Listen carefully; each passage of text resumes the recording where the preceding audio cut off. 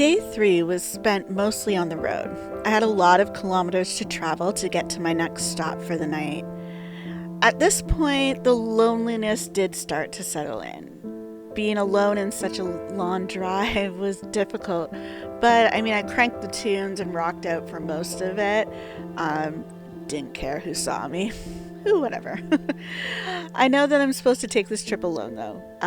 That I needed this time to reflect and to be open to hearing and healing. Conversations would have helped the drive seem shorter, but I also would have missed out on the revelations that came to me during these times. And the scenery as I drove also helped, as the roads of this part of Ontario are surrounded by some pretty amazing backdrops of nature.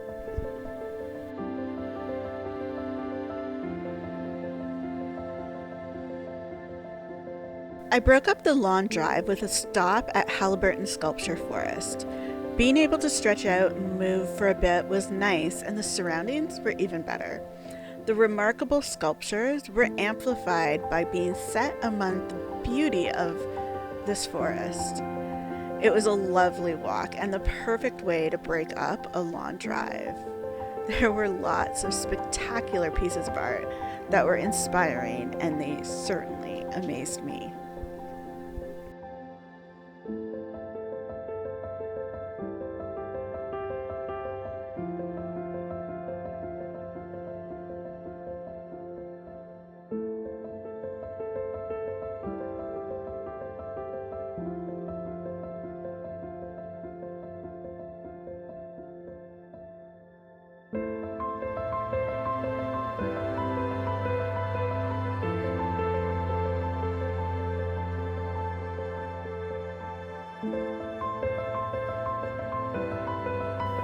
Before I could actually reach the end, it started to rain, so I got back on the road and headed to my next stop.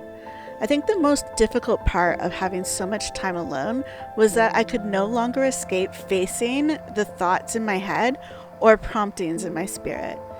These long stretches of road were the perfect moments to finally allow myself to feel and confront everything that has happened in the last few years.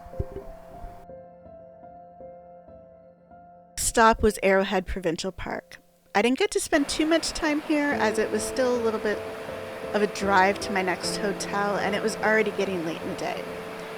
It didn't really help that I had such a late start, but I'm on vacation, so sleeping in and not rushing out the door are my new normal for this trip. But I was still able to take in the rapids and a quick hike.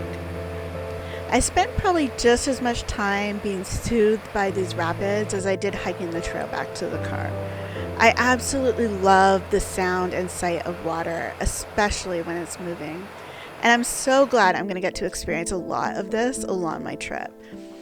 It's also in these moments, though, surrounded by the beauty and sounds of nature, that my head is able to be cleared and I can be in a space to think and feel again.